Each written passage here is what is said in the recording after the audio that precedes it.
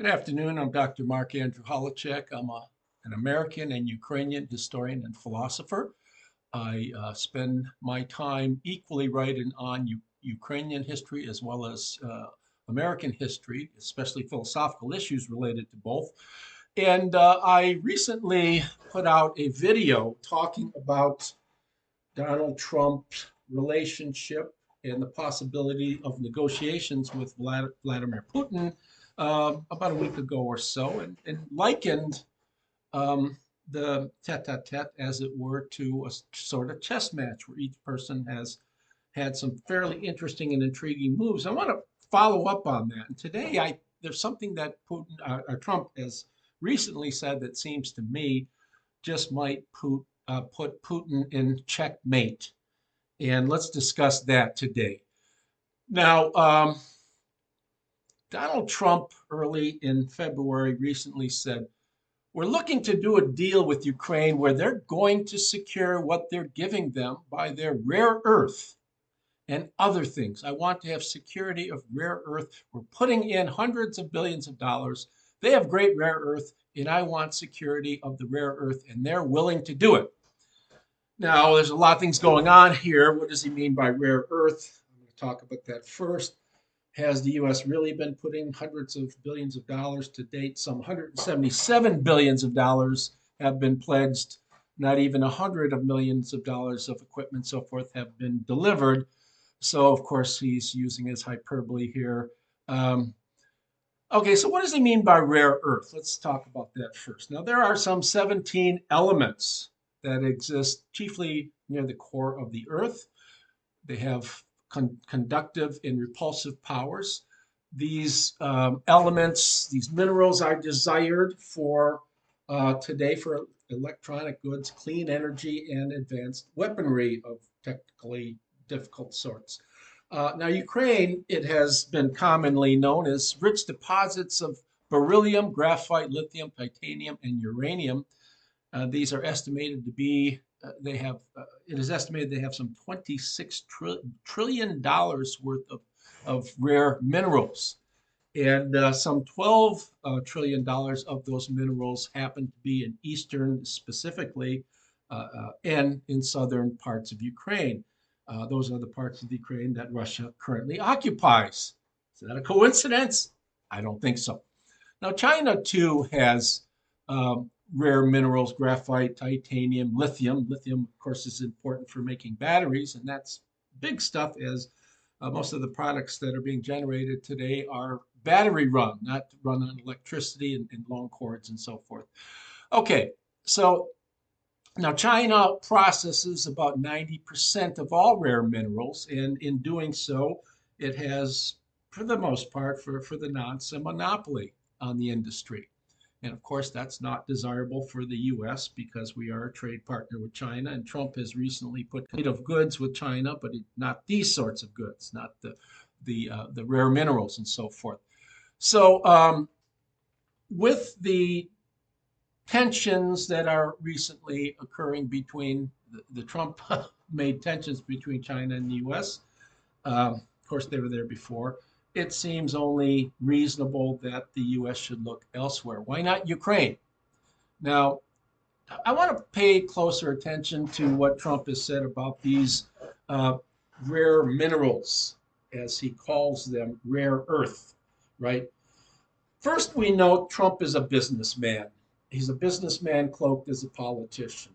Now, that comes out in just about everything that Trump says, every utterance he makes. It's always the question always surfaces, at least implicitly, what's in it for me? Okay. When he's talking, and I bid you to consider that when you're thinking about his utterances on the Panama Canal and Greenland and so forth. It invites us to exercise caution. Is Trump really serious about acquiring Panama Canal, Greenland, and so forth, or is this just are these utterances just gambits or moves in a longer play of events and so forth to get himself bargaining leverage when he literally sits down with Putin and he argues in some manner for the end of the Ukrainian war? So in some sense, he might just be trying to keep Putin on the ropes. Now, as a businessman, Trump, right, always insists on an answer to his question, what's in it for me? Right? He says the U.S. is putting in hundreds of billions of dollars in Ukraine. There ought to be an equitable return. That's reasonable as far as I'm concerned. You know, it doesn't make sense for any one nation to put out billions of dollars unless you get some sort of return, right? We tend to think wars are fought for moral considerations, and not that moral considerations are irrelevant. I don't think so, at least. But our countries are not disposed to concern themselves morally with other nations, with one nation wrong and another, unless there's some sort of return. Wars are fought, at least the most recent wars in the last few centuries, are fought for economic reasons. Notice also Trump makes abundant use of hyperbole, of exaggeration. He says the U.S. has pledged hundreds of billions of dollars. It has not done so. As I mentioned, the latest figure, and that is, I think, November or something, 2024, it's pledged $177 billion, and out of that, some 78 billion or so has been received by Ukraine at some point. So he uses hyperbole, and is he really aware he's using hyperbole, or he just doesn't know the facts of the matter? I can't say. But let's just say if he doesn't know the figures, he tends towards exaggeration just in terms of a potential return for himself. Okay, so Trump made the claim he wanted to end the war in one day. And I think he was serious about that. It was typical Trump misspeak, but he, at least in his bid for the American presidency, expressed his desire for the war to come to a speedy end. Not a bad thing. He also expressed the desire to end the war because of the colossal and needless loss of literally hundreds of thousands of lives, both of Russian troops and Ukrainian troops, and other volunteers from other nations that might be fighting for one nation or the other. And so if he's at least paying lip service to the notion that the war is a stupid thing and needs to be ended. He's paying lip service at least to the notion that he values human life. I suspect that he does. Putin clearly shows by his wasteful use of Russian troops that he has little value for the average Russian's life. So Trump says when he comes into the presidency early on, he's signing some papers and he says, Putin, he should make a deal. I think he's destroying Russia by not making a deal. I think Russia is going to be in big trouble. Much later, he says on his social truth network, if a deal is not reached, I'll have no other choice but to put high level of taxes, tariffs, and sanctions on anything being sold by Russia to the United States and other participating countries.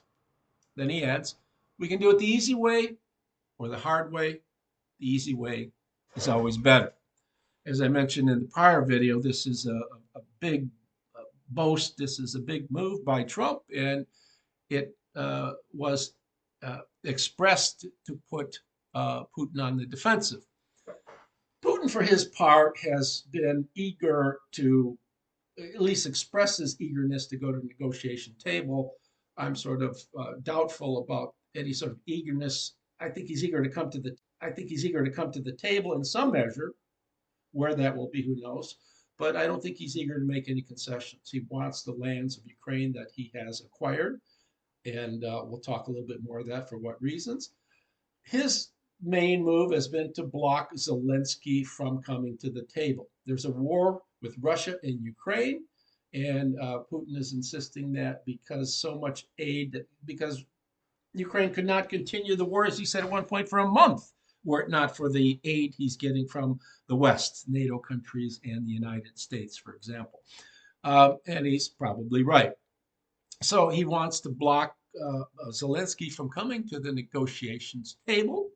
And his maneuver has been to attack the legitimacy of Zelensky. He says, this is early in 2024. With whom shall we negotiate? We are aware that the legitimacy of the current head of state has come to an end.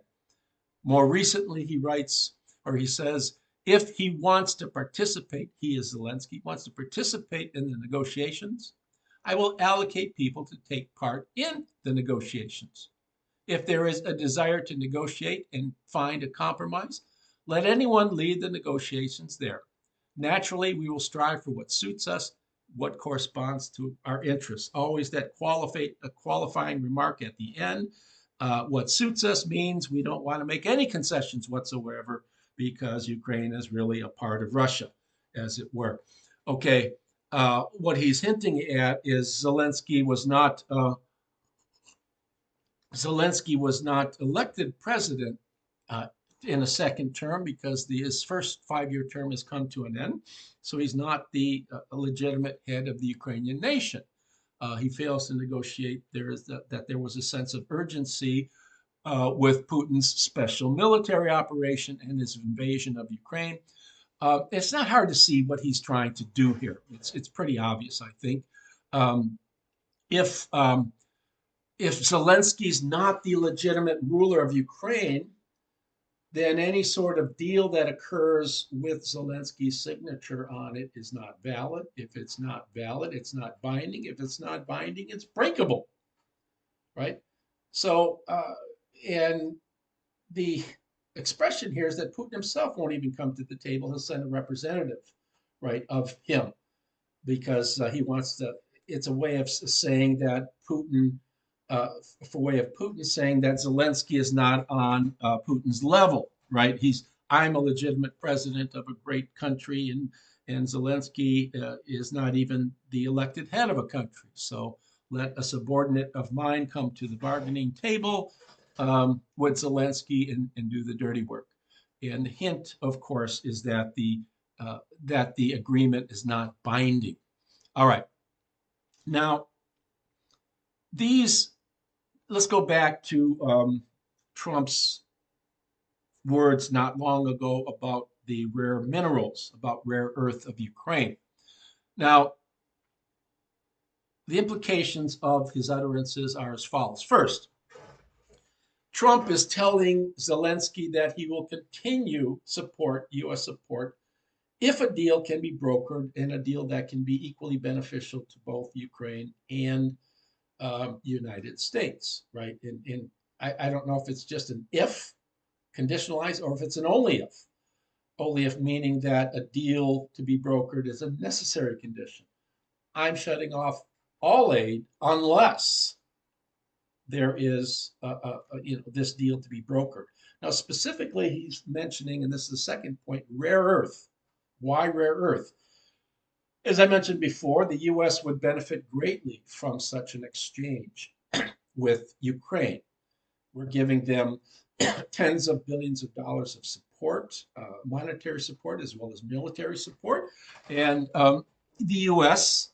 could benefit greatly if Ukraine would agree, if Zelensky would agree to, in some future point, to give the United States many of these rare minerals that Ukraine has in abundance, the United States does not.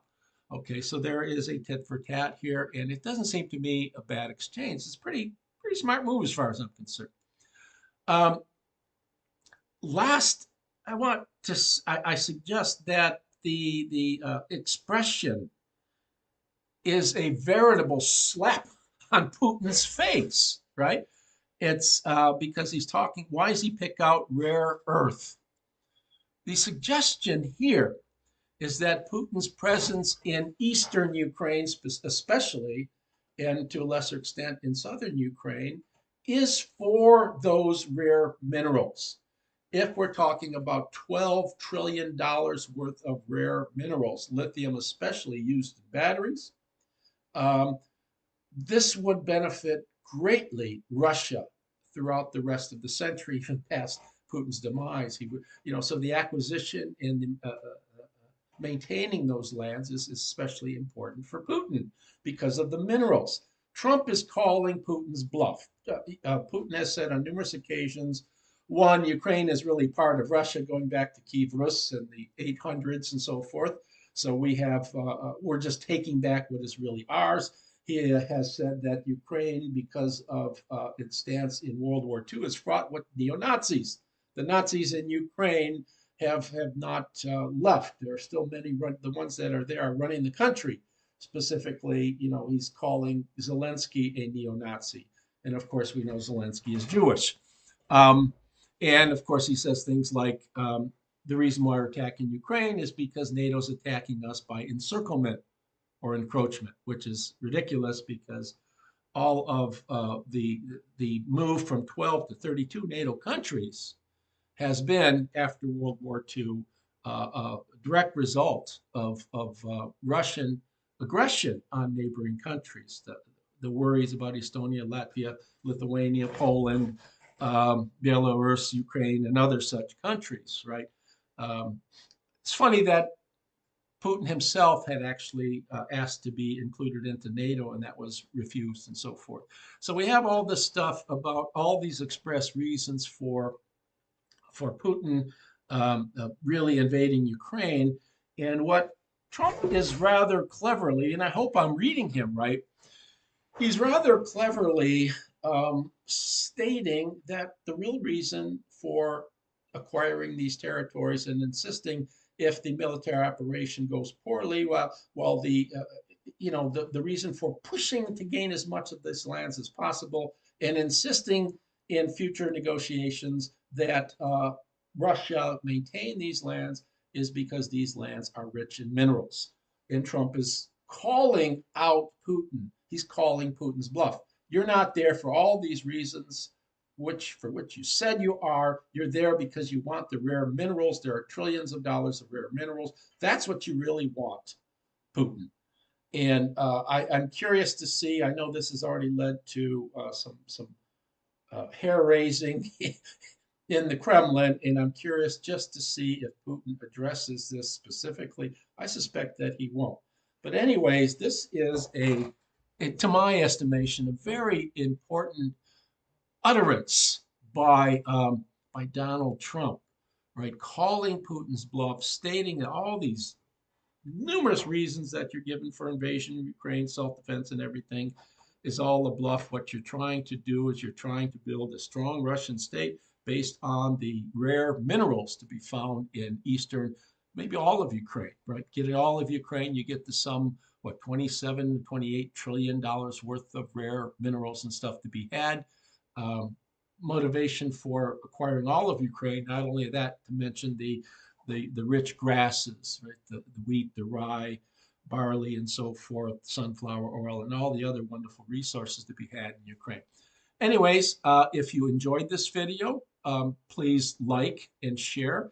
Also, I'd be interested in any comments you have. Do you really think, as do I, that these recent utterances of Trump are just that important? I think they really are. What do you think? Thank you, and we'll do this again shortly.